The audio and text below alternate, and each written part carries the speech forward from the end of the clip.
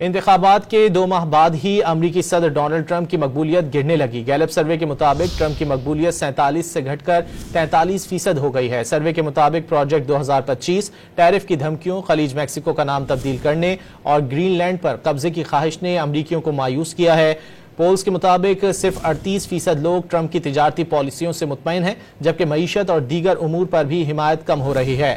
ماہرین کے مطابق ٹرمپ کا دوسرا دور پہلے کی طرح افراتفری اور غیر یقینی سے بھرپور ہے۔ انتخابات کے 2 ماہ بعد ہی امریکی صدر ڈونلڈ ٹرمپ کی مقبولیت گرنے لگی۔ گیلپ سروے کے مطابق ٹرمپ کی مقبولیت 47 سے گھٹ کر 43% ہو گئی ہے۔ سروے کے مطابق پروجیکٹ 2025 ٹیرف کی دھمکیوں، خلیج میکسیکو کا نام تبدیل کرنے اور گرین لینڈ پر قبضے کی خواہش نے امریکیوں کو مایوس کیا ہے۔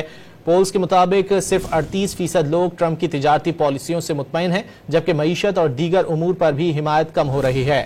ماہرین کے مطابق ٹرمپ کا دوسرا دور پہلے کی طرح افراتفری اور غیر یقینی سے بھرپور ہے۔